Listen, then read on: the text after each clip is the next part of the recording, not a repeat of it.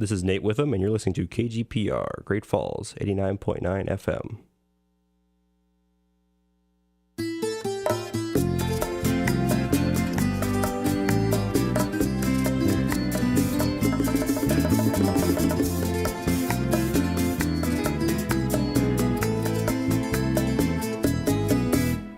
Pienso cada instante en ti, mi amor,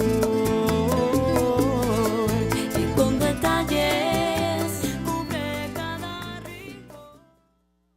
Good afternoon and welcome to Voices and Views. I'm Kerry Callahan. Glad to be back in the studio for a special interview today. I was lucky enough to recently go on a trip to Cuba, a people-to-people trip to Cuba.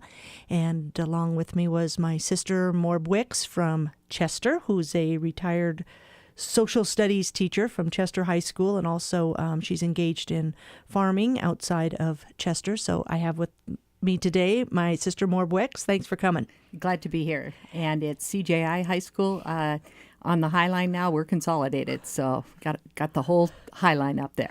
In Chester, but CJI. Yes, and also with us is Chris Christians, who's the lobbyist and project specialist for Montana Farmers Union. And Chris was in Cuba and Havana at the same time we were, but on a different trip. Chris, thanks for coming in to talk with us today. You bet, and it's a pleasure to be here and to talk with others who enjoyed the scenic Cuba, the history, and to be able to talk to others who have shared the same things. Right, and kind of a funny incident is that we were all in Havana at the same time. There were 2 nights we were even in the same hotel, but didn't know it. That's right. And so we didn't run into each other. Darn, that would have been great. First of all, I'm going to start out with Morb. Why did you want to go to Cuba? How did you get involved in this people-to-people exchange? As a history teacher, and I think someone that just grew up during the 60s, Cuba was probably the first major area that I can ever remember hearing about the news, seeing what was happening there, the Cuban Missile Crisis when I was in school. And I think I've always had a curiosity about Cuba, what went on there, what was going on. Then, as a history teacher, seeing the changes, wondering about a communist nation in the Western Hemisphere, what was going on there, and just an overall interest with Castro, the Castro family, what was really happening, and in the past 50 years, what's been going on there. And Chris, you, why Cuba? I have always been fascinated with Cuba. The proximity to the United States during the crisis, the Bay of Pigs. I was in college at that time, and I have been to the Grand Cayman Islands. I've been to Key West, Florida a number of times, and the proximity and flying over Cuba has always piqued my interest. Also, with my job with Montana Farmers Union, been deeply involved with all aspects of agriculture. And because of the embargoes, I've always been interested in why we continue to have the embargoes, wondering when those embargoes will be partially lifted or totally lifted, and exactly where we're at with that whole process. Have also followed Fidel Castro and then his illness, as well as the takeover in 2008 by his brother Raul, and some of the changes that have come about because of it. And because of those changes, I wanted to go now before it gets freer, so to speak, and see what's actually going on. And when I would tell people that I'm going, they go, how can you go? I thought there was an embargo. I didn't think we could go to Cuba. Have things changed? Well, they really haven't, but there are 3 different ways that you can go. One is, as Morb talked about, on that personal person-to-person tour. I went on the cultural tour that's available, and there's one other that always slips my mind. And what that is, I really can't tell you. But, there are restrictions on what you can bring back as an American. And I know people who have gone through Canada, and as a Canadian citizen, they're free to come and go all the time. There's a real interesting story about U.S. products on the grocery shelves that come by way of Canada. They're made USA, but certainly were not directly imported from the United States. More, how did you find out about the trip that we went on? I've got to say that Maureen found it, asked me to go, and I said, of course. So she did all the legwork and stuff and got us in there, and I just paid the money and went, and it was great. But more, how'd you find that stuff? When I retired, I was looking around for tours. Go Next out of Minneapolis. They work with both the University of Montana and Montana State University with alumni tours. They were putting together a tour with the University of Missouri for their alumni group to Cuba. I was interested in going to Cuba. I called the University of Missouri, was very gracious and agreed, said, we'd love to have some people from Montana along with us. So Go Next is the vehicle that gets the U.S. Treasury special visas that are available for us to travel. So Go Next is allotted so many of those visas, and then they in turn work with different alumni groups from across the United States on these educational person-to-person tours that we were lucky enough to get to go on. So they did a very fine job. It was so well organized, so well put together. I can't say enough good things about the amount of knowledge that was available to us, the amount of groundwork that went into organizing our tours, and the area that we got to go to, Havana, then out when we went and stayed in the city of Trinidad. We were in Espiritu Sancte. We were over in Santa Clara. And every step of the way, they had put together just a marvelous tour with excellent, excellent guides for us. Very well done. So ours was more of an educational tour, Chris. You said cultural. How did you find the tour you went with? Well, it was outstanding. First of all, I recommend for anybody over 50 to have a savings account or an open account with Mountain West Bank because you can become a Summit Club member. And they have some just amazing tours and trips on a regular basis throughout the year. I heard about the potential for a trip to Cuba about a year ago. And because of my interest in Cuba, I was ready to sign up at the point. I found out that my passport had expired. And so, typically not being real active, I waited and waited. And all of a sudden, I'm thinking, oh my, there's all this talk about the government closing down, and if I'm going to go, I'd better get it in. I sent my renewal in 2 days before the government closed down this past fall, and was amazed to get it back in 8 days. It was the fastest I've ever gotten a renewal of my passport. But the group that I went with were 24 Montanans. They were from Missoula, Kalispell, Helena, and one from Butte. We also had some folks from North Dakota who came and went with this group. And so I was the only person from Great Falls, Montana, which was fine with me. I don't mind going out on my own. And it's an opportunity to meet some wonderful new people and new friends, one of whom was an individual who'd put together a ski trip for Montana about 1978, who I hadn't seen since. So it was a great renewal as well. But we went through Chamber Expeditions out of California, who put the trip together. They work with the U.S. Department of the Treasury, and they put the visas together and all of those arrangements. So ours was put together under a cultural exchange. And so while we did some education, most of ours was people to people and going out into the countryside to visit the agriculture, which is what I was extremely interested in, plus the time in Havana itself, doing the arts, the different things that were going on within the city, looking at the old city, doing some of the shopping and really visiting with people one-on-one. It was great. And since both of you are involved in agriculture, let's maybe start there. Let people know what agriculture in Cuba is like. More first your impressions of agriculture. What's going on there? Just an overall broad view following the collapse of the Soviet Union. Their main product up to that time had been sugarcane, mostly on a subsidized profit through the Soviet Union. When the Soviet Union fell, there went their market for their sugarcane. 80% of their sugar mills closed. That land was left idle. As it exists right now, they import 70% of their food, which, food is rationed there. The people go to rationing stores once a week, your neighborhood ration store to pick up what you need. It's not going to the corner grocery store, and it's a enormous change from what we are used to.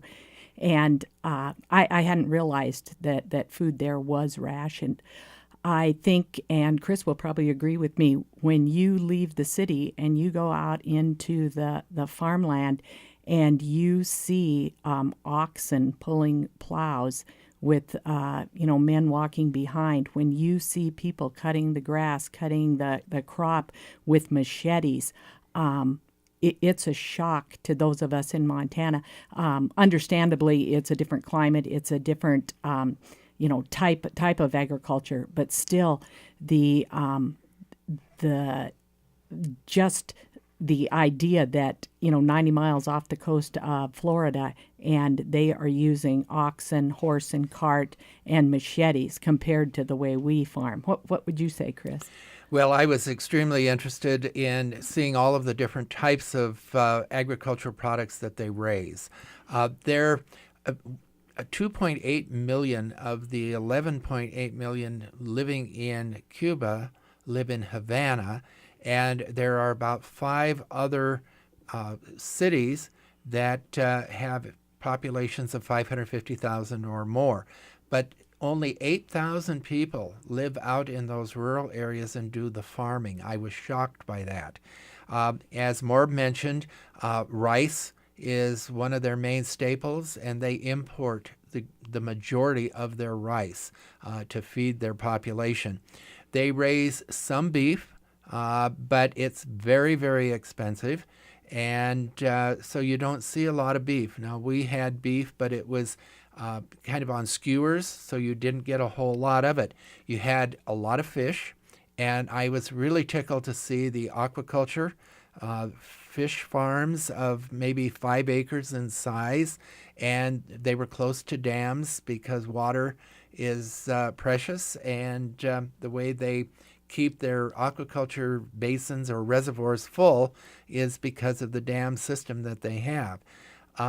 The other part that I was particularly interested in was the tobacco operations. And they use the ox with a one-bottom plow. And in some of those cases, the farmers have arranged with the government to be able to take care of a piece of land. They plow it with the one bottom plow pulled with 1 or 2 ox, and that's how they also take care of the weeds, other than the fact that they go out and hand pull weeds. The tobacco plant is started in a greenhouse, and I looked at the seed of the tobacco, which is very small, reminded me of lettuce seeds. And once they are started in the greenhouse, after about 2 weeks, they go out into the field. They flood the furrows first, and then they plant the seedling in the mound between them. We went out to a tobacco farm, and it was amazing to see. All of the work is hand done. Real backbreaking work in my estimation. But we also then got to go into the drying sheds and to see how when the tobacco is harvested, they sew it together. It's draped over poles, and it goes up to the ceiling, probably 4 or 5 different layers.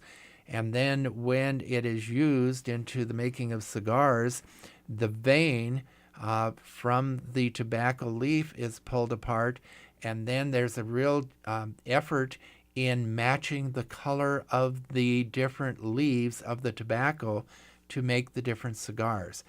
It was a fascinating thing to see, not only from the planting, but the actual making of the cigars with a quota of 175 cigars a day. And if you were able to roll more than that, you received a small bonus. But a peso worth 87 cents was considered a wonderful tip if you were going to be tipping someone for their work. And how large are, or how many tobacco farms are in operation there now? Or is it, do you know if it's, all through the island or anything? No, it's in specialized areas, and I never did hear the number of them, but they're not very large. Generally, I would guess maybe the highest about 10 or 15 acres, just because of the manpower that it takes.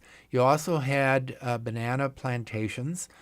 You had sugarcane, of course, and there were some hardwood trees being planted, but it will take 100 years before they're ready for harvest. So that's a long-term crop that's out there. So, it was extremely interesting. There were some sheep, and so you had more sheep and fish or lamb for food than you did the beef. Most of the dairy is imported into the country, which I was surprised. I would think there would be dairy herds, but there are not. And the other thing is that scarcity of good drinking water. We were told to make sure we did not even brush our teeth with the water from the faucets in the hotels, but to buy and use bottled water only. And most of the people do not have running water in their homes, but twice a week a tank of water comes through town, and everyone comes down and they get 2 buckets, and that is to take care of all their personal needs. In Havana, of course, they're close to the ocean, so you see surfers and swimmers, and part of that's just for the cleanliness piece of it. Fascinating, though. And more, we were able to visit community gardens that they've started as a way to feed their people, who a lot of them were starving after the collapse of the Soviet Union. That was quite interesting, and them saying that it's all organic, these organic gardens right in the middle of the city. Yes. Yeah. That was fascinating to go see those, and those were developed. A lot of older Americans may remember the Victory Gardens during World War II. These were modeled after, in a similar manner, after that type of garden. And they go by organic because they don't have the money for fertilizer. They do not have the money for sprays. So organic is big, and they. It's hand labor, it's hand picking the weeds, it's things like that going through. The gardens that are set up in Havana and in other cities, at the schools, places like that, allow people to come there with some extra money that they may have. They would be able to purchase those foods that are there. They did comment that a lot of people do not like to work at the co-op gardens. It's hard work. It's backbreaking work, as Chris said. But at the same time, if they tell them that they get their breakfast and their lunch, this is kind of a bonus. And it not only helps them, it helps their family, because then the ration tickets go farther for the entire family if somebody will work at the co-op garden. The vegetables they had there were wonderful. We were able to have a total lunch that was served just from produce and from the garden, and it was delicious. I mean, nothing better than fresh vegetables, and with the sunshine that Havana gets, it was delicious. And they do a very good job, but it's on such a limited scale. When you think of the millions of people that live there, 2 million people, and trying to keep them fed, following the collapse of the Soviet Union, and they say things are getting better now. Things are getting better now. People aren't starving anymore. So you really wonder what it would have been like in the 90s when people were starving and when they established these gardens. So very, very, very hardworking people, and the cleanliness of the city, the cleanliness of those co-op farms. Things were very, very well run and just very well taken care of overall.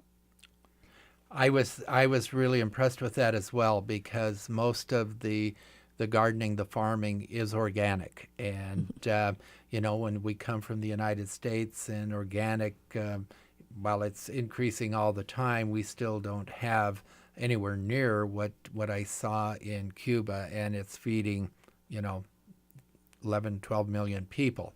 And with that in mind, one of the things that I found very interesting is that it's an aging country.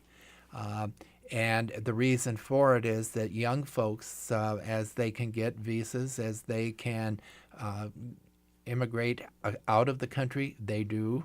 And the waiting list is up to 18 months to even get a visa to be able to go to the United States to visit family, as an example. And we saw lines that were probably 4 or 5 blocks long of people waiting to get into the embassy to make their application. Once they get a visa to be able to travel, they have up to 3 years to use it. And so we talked to many students who were planning to move to the United States to further their education and to live long term. And so consequently, the young leave, and the senior citizens are not that lucky. But it was fascinating to hear them talk about it and what their plans were. Education, it happens to be free for as long as you want to go to school. And so you find many professionals taking advantage of the schooling. And I was fascinated with the different levels and the colors of their uniforms and all of that type of thing too. You saw them all dressed alike at certain schools. So it was great. They're proud of their education.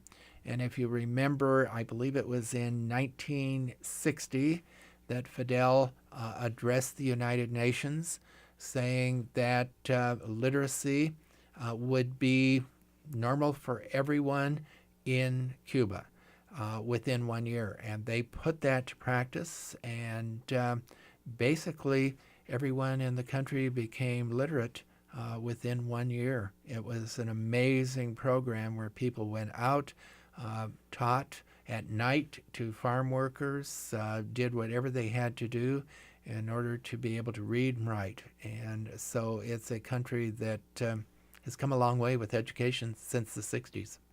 Right. They do spend a lot of their money on education. And Maureen, we were able to visit elementary school, University of Havana. I guess your thoughts on the education? Very well done, very well organized.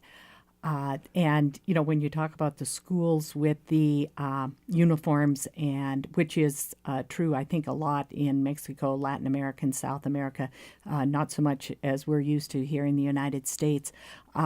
When Castro did take over, a lot of the education was under the direction of the Catholic Church. He immediately closed 300 Catholic schools and started the public education program. The public education program was open to everyone, and now they have a 90% plus literacy rate there. Very well done. And up into the University of Havana. And when we visited the University of Havana, that was one area where they don't wear uniforms. You see, college kids are college kids. That was also one of the few places I saw cell phones, iPads, where Wi-Fi appeared to be more readily available to the population than it is just within the city. As far as computers in the classroom goes, each classroom we went to had one computer. This was and usually an older computer, something that we may have used in the 90s. and not hooked up to internet, using old software in that manner. Still a lot of pencils and papers, but it appeared to me very good discipline. The kids were paying attention, and the teachers were definitely very well respected in those schools and what was going on there. When we were at the University of Havana and we got to tour there, and then that evening we had a professor, a doctor from the University of Havana in economics, came and talked to our group. We had 15 in our group, and these we were free to ask him questions about the economy, what was his opinion on it, what was our opinion on it. He had studied in Ohio, so he had left the country and had come back, and my biggest shock was when we'd been driving around the countryside and looking at the agricultural, what was there for agriculture, and the just the view of the cows. I mean, any kid who's taken a steer to the fair, to the county fair, and then you see these cows out on this open land, it just turns your head. You're like, oh my gosh, what is up with these cows? And we asked him, like, well, what is the economic policy, for Cuba? And he gave a huge sigh, and he said, we really don't have one. And to me that was very, very shocking. And also the idea that in the United States, how much we take for granted in that our government works, with agriculture to provide, a good agricultural economy, not only for the producers, but for the consumers, and how a nation can get along without having one. And that's possibly why they import 70% of their goods, and, they have gone through starvation periods. So that thing, you're learning something new every day about people, and what you don't expect is going on in the world, and there it is right there in Cuba. So very, very eye-opening. Boy, that's a mouthful, and it's really true, every piece of it. I wasn't lucky enough to be able to get inside of school. We were near schools. We were with students who were on a day off going to museums and that type of thing. And so we got to interact with them a little bit, but as far as being in the actual classroom, we were not. We spent time in the art museums, in the presidential palace that, I was fascinated by, with the old Corona typewriter that looked like it had probably about 1910. The telephones in the bar where Ernie Hemingway drank all the time was one that I had never seen before, still being used. The coffee pots that they use, their art and their culture. And the two religions were Catholicism and the African religion, which I thought were really interesting, and how people melded those two together and make it work. And of course, the Catholic Church was forbidden for years, and after the Pope went here a few years ago, all of a sudden the cathedrals are open again. And while we were there, it was the Feast of St. Christopher, and people were waiting at least 6 blocks long and probably 4 or 5 people deep to be able to get into the church. And so it was fascinating. We were allowed to go in, take pictures and the whole thing while a mass was going on. And then we also visited the museum with the African religion, and complicated, lots of mythology that goes with it, but absolutely fascinating to see, and how they can live in a good compromise situation together. I thought it was amazing. And we were able to visit, was it the oldest church in Cuba? Mm-hmm. And they had to come find Morb and I, because we were late for the bus, or the bus was reading. I said, we're in church. But we're not having mojitos. Yeah, we're at the church. Yeah. And isn't that community celebrating 500 years next year? Next year, as Montana gets ready for our 150th, year of statehood, and being a territory, state, part of the U.S., and down there, you go down there, and these cities are doing 500 years. The architecture, the old Spanish architecture, is just over the top as far as what's still there and how well they have taken care of it. It's really amazing how well built those buildings were, the churches, the town halls, the cobblestone streets, how in the evenings you still see people out on their front their narrow sidewalks with a broom and, sweeping constantly, keeping everything clean. There is not a lot of money there to put into repairs, and yet they've managed to keep those places very, very, very beautiful. They are dilapidated in some places. You see beautiful, beautiful marble floors, and then the building around it is very decrepit. And it just makes you want to say, how much longer can this go on if somebody doesn't come in and if there isn't money coming in?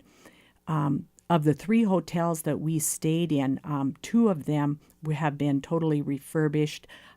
We were lucky to stay in 5-star Cuban hotels, not to be confused with the 5-star in the United States, but that had been done. What's happening is the Spanish government is now working with the Cuban government. The Cuban government would own 51% of the entrepreneurship that they're putting together. The Spanish consortium would own 49%, and then definitely the Spanish are coming in and putting a lot of money into tourism. Other groups we saw putting money in, they were saying that there is Canadian input, Spanish input. The Brazilians are the ones that are refurbishing Mariel Harbor. That's going to become their commercial harbor. They would like that. They would like to take Havana Harbor, which is very extremely polluted, turn it into a more of a tourist location. Hopefully, if the embargo or when the embargo is lifted and the American cruise ships could come in, that would be a focus there. Another country, and Kerry, remember in our last hotel in Havana when next door to us were the Chinese. Yes. The Chinese were there, and we rode in the elevator with them and quite a few times and visited with them. And, the Chinese are coming in and trying to create partnerships with the Cubans. So you see that the embargo, other nations in the world are coming into Cuba, and you just wonder, what about the United States? Are there businesses here? Are there groups here that we could be, expanding our trade policy with them, and we could be opening up a little bit more to them for the betterment of both countries.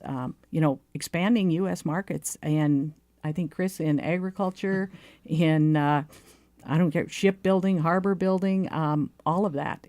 I think it would be beneficial to both countries. Yes, and I think that some of those negotiations are underway. They're quiet. They're rather backdoor, but I think that, the reason I wanted to go now was that in 5 years, Cuba is not going to be what it was that I saw just recently. And so I wanted to see it now. A number of the things that they're way ahead of us are, as an example, healthcare. The tax rate in Cuba is huge. 52% is the tax rate for people who are earning salaries and so forth, but healthcare is free. And I was amazed when I walked down in the basement of the hotel where we stayed, and here was a full-time physician and physician's assistant.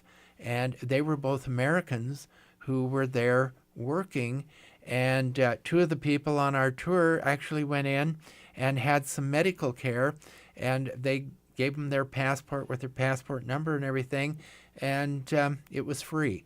And so they were just amazed as to how open everyone was to the medical care. And so if you're sick, if you need care, go see the doctor, because they're all over the place. really outstanding to me from everything I saw. I'd just like to remind people that you're listening to Voices and Views on KGPR, Montana Public Radio. I'm Kerry Callahan, and I'm talking with my sister, Morb Wicks, out of the Chester area, and Chris Christians from here in Great Falls and the Montana Farmers Union. All of us were toured Cuba recently, the first part of November of 2013, and Chris was on one trip, Morb and I were on another one, so we're just kind of comparing notes here today. So thank you for joining us on Voices and Views. And we are talking about medical issues. Morb, you were going to say something about the doctors? Or Yes, I agree with you very much. We were able to visit a clinic, and in our group, because we had people from various states in the union, we also had 2 doctors with us, an internist who had just recently retired. His wife was a retired nurse.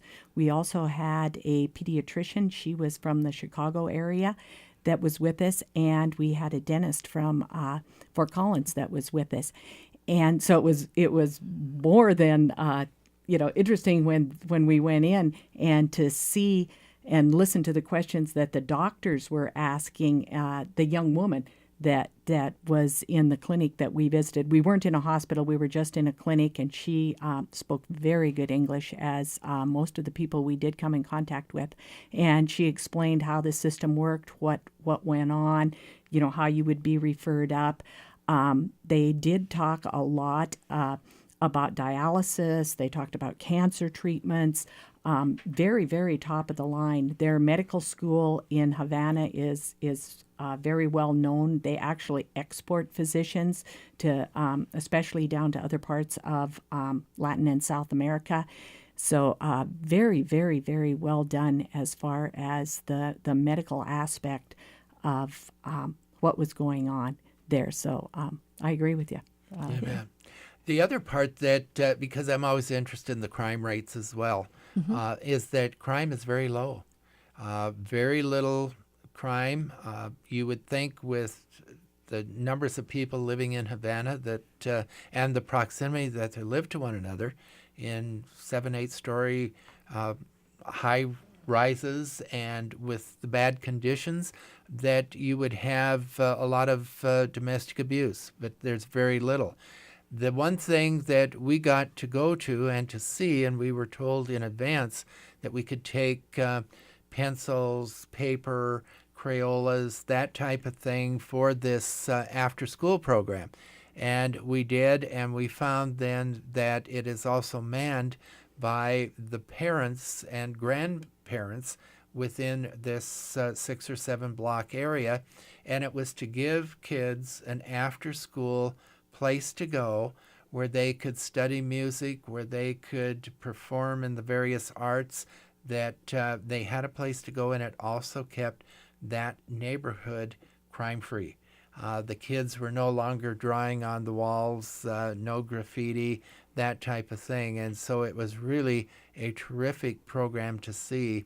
And they had special rooms with pianos and guitars and all of the instruments that are used in the Cuban music, which, everywhere you went, there was music, and at all hours. It was wonderful.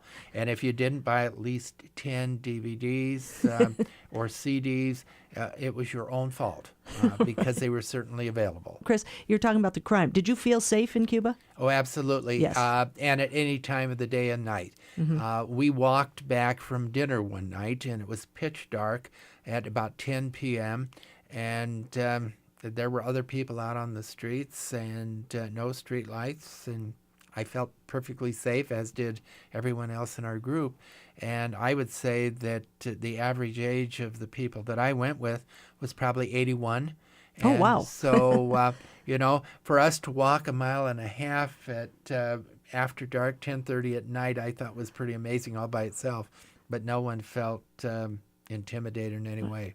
I think the people on our group were probably in their 50s. Definitely. I think we had probably an average age right around 50 that was there. And we, too, walked at several nights. We were out not just in Havana, but in Trinidad and, there, and always felt very safe.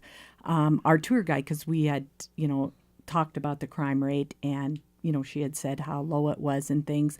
And also, with poverty, we always assume that with poverty comes a drug problem.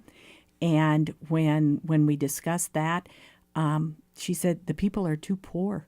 She said, when you're spending your income for food, clothing, shelter, they do not have a drug program.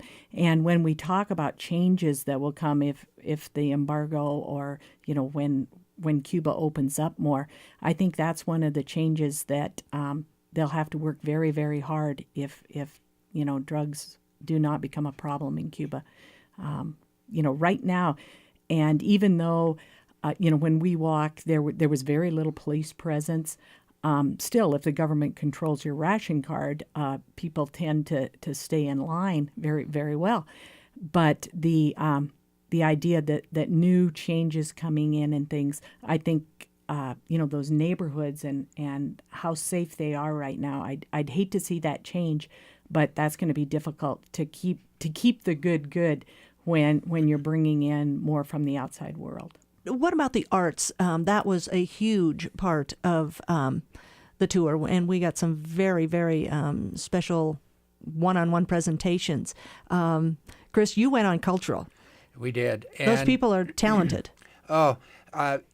Every place you went, there was live music, and it was 4 or 5 people dancing, singing, just playing their instruments, guitars, and I mean it was amazing to listen to, and of course after everyone you could purchase their music because they had all recorded it. The other things that we did as far as the entertainment, we went to a very famous ballet school, and the woman who runs it had been a star in New York Ballet years ago. And she said, well, you would never guess today by looking at me that I was ever a ballet star, because she said, I have gotten fat. And this was a woman who probably weighed 145 pounds and was about 5'5", and she considered herself very fat. But her students did a very special presentation for us, and we got to watch. We also got to dance with some of the students, which was really pretty special. And then one night we went to a cultural show called a Tropicana, and it was started originally by some of the notorious Americans who went down there in crime, and it was all outdoors. This show had been going on for 25 years and had never been inside. It was always an outdoor presentation. And wouldn't you know, it was the only day we had rain when we went.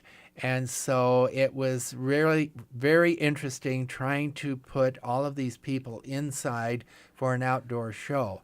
But we managed to get in. Every man who went in received a cigar. Every woman received a long stem flower. And there was a bottle of rum for every 4 people who attended. And so it was a very interesting, wonderful show with all of the different dances, the different dancers, the strengths of these ballet dancers. It just blows my mind. And the things they could do in their acrobatics while dancing was something to behold.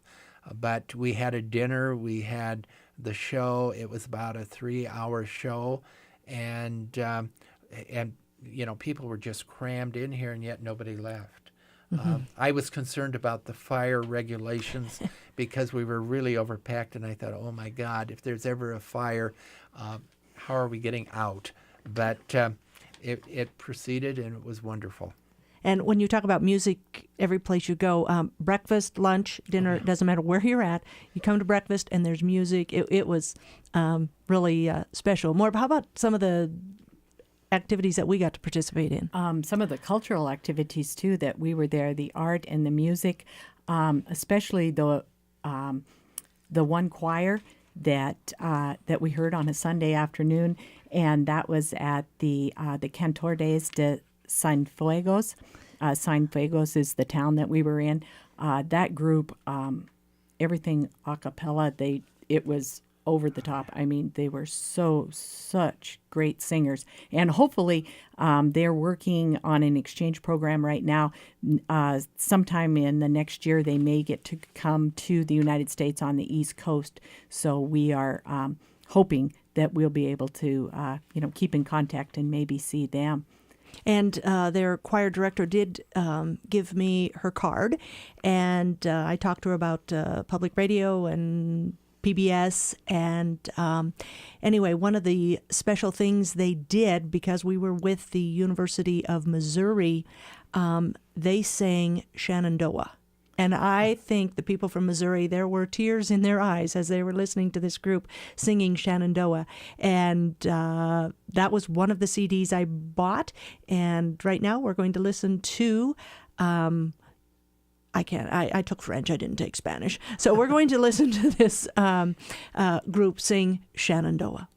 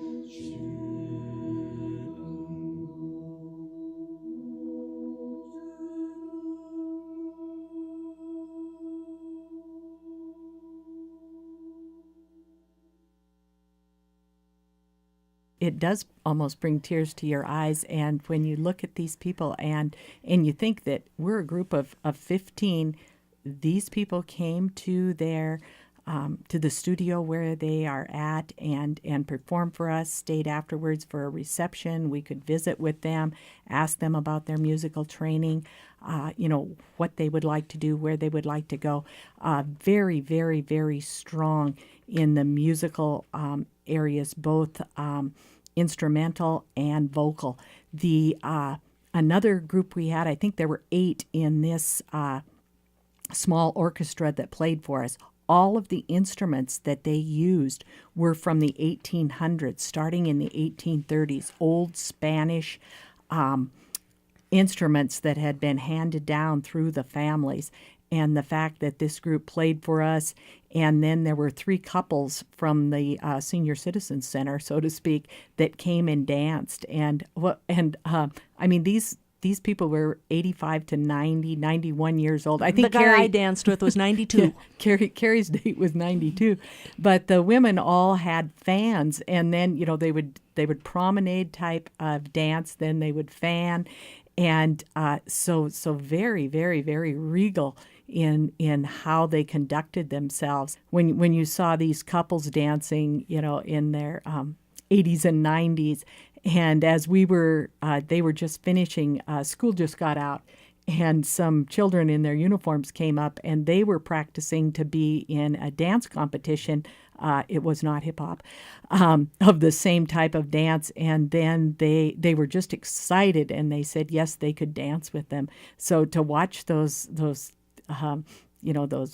middle school kids dance, and the elderly people dance, and the music, it's just amazing how much music there is available there and a part of their everyday life, I would say. We do have a few minutes left, but I want to touch on the government. We asked questions about the government and that type of thing, and it's not a big part of what we saw or what we heard about. the propaganda or whatever. That's what you hear over here, but it wasn't. No, there really wasn't much. But if you were reading the signage, Yes. the things hanging on buildings, it was an awful lot of talk about the revolution. That was in front of you all the time. But not once did anyone ever talk to me about it. And I talked to a number of people because I was interested as a former legislator, obviously. And communism is alive and well there, although Real has made major changes from Brother Fidel, who is still alive, and we drove by his home. Don't know if he was living there or not, but we were there. People have been allowed to have small businesses since Real has come into power, and but I didn't see anyone who seemed to be unhappy with their current form of government. So whether or not it'll change, God only knows. But, it would not be fair for us to finish this conversation without talking about the wonderful 1940s, 1950s vehicles. And they didn't call the people working on them mechanics. They called them magicians because you had to be a magician to keep them running. And we rode in them as our taxis. Wonderful. Yes.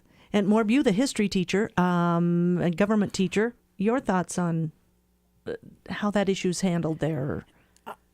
Once again, they do not talk a lot about it.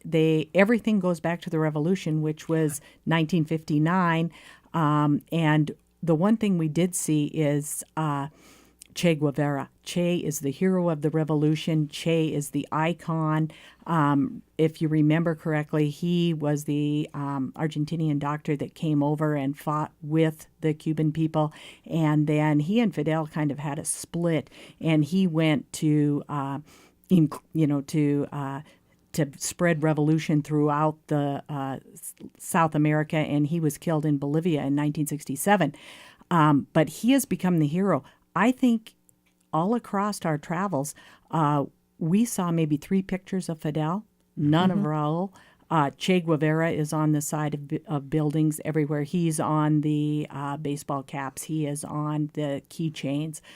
You wonder what he would have thought of, this is what it's all come down to is, I'm the tourist trade here, because he was a poet and a philosopher as well as a revolutionary. But you wonder about things like that. You also wonder about the development. Recently, when we saw President Obama at Mandela's funeral, when he shook hands with Raul Castro, there were some people that were upset about that.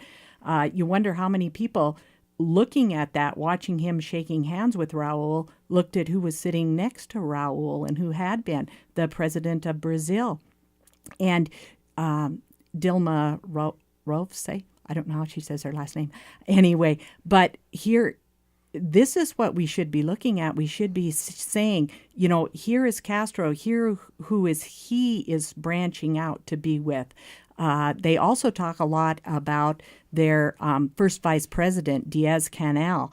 And Canel, a young man for Cuba, where the Castro brothers are both in their 80s, he's in his 50s. And they did say that when the Chinese were there visiting and when they did see things like this, that's who the other leaders were coming and meeting with, was Canel. So he's an individual that, and I'm sure... as you said, Chris, things are going on, the negotiations behind, that's who we're dealing with. There will be a change, and, that's for the future and what's going to come. And I hope students studying today are very, very interested in this. Cuba, when you compare it to the state of Montana, Cuba's like 750 miles long and 119 miles wide. We've got 225 miles by 660.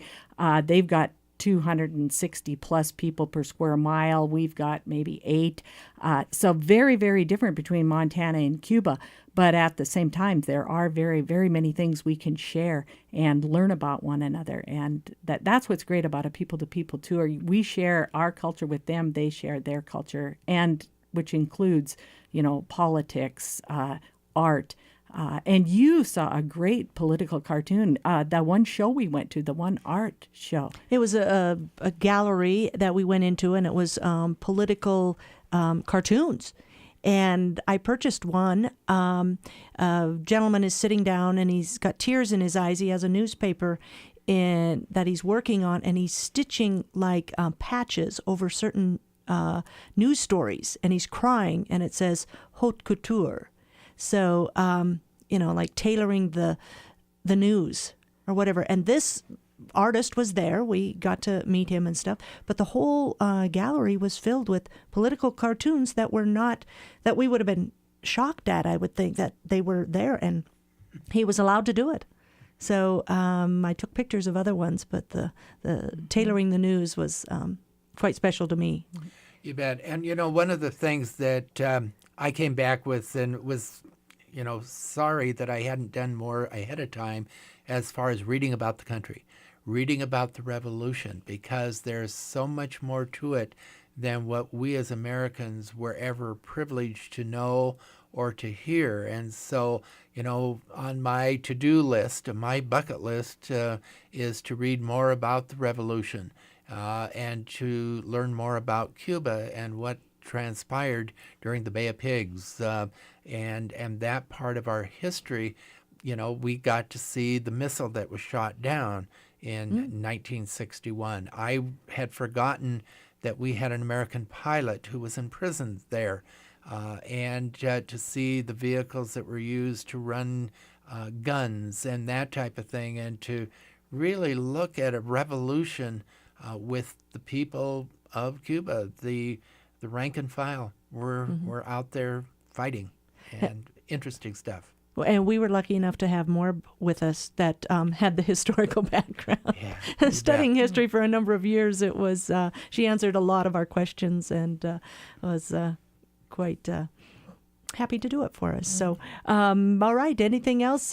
Thank you both for coming in today. Anything else you'd like to add about it? I would like to encourage anyone that has the opportunity, go, learn, see it. It's a beautiful country.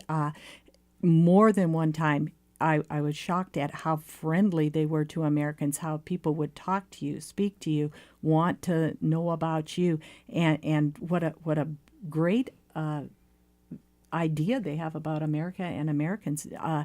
Very little rancor. I didn't have anyone ever say anything bad, and they would say things like, well, you're the American people, and we know your government doesn't always do what we want it to do, but we still like American people. And I mean, that friendliness for Americans, and that was, in the restaurants, in the shops, in, everywhere we were, in the motels, hotels, just very friendly people.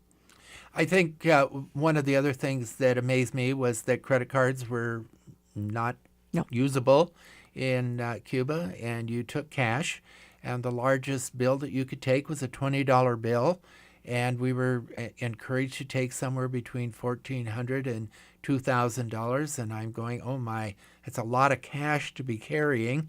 But, the hotel had a safe and this kind of thing, and you certainly didn't need that much money. No. But that was a surprise to me. Cell phones were not usable there, and so you kept the cell phone off, which is kind of nice. Didn't ring a lot, and but I would encourage anyone to go, and I would do it within the next 5 years. I would think that in the next 5 years going to see major change in Cuba and U.S. and Cuban relations. And the day I returned, I called the University of Montana alumni director and said, set up a tour. And he just happened to be meeting with the Go Next person the next day. He was able to schedule a University of Montana alumni trip to Cuba, April of 2015. That's the first one available. People are going, and well worth it. I agree. Great. Well done. Yeah. Thank you, Chris and Morb, for coming in today. And if we have some time, we're going to just play a little bit of music. something that you might hear on the streets or in your restaurant in Cuba. Thanks so much for being with us on Voices and Views. Thank you for having me, Carrie. Thank you.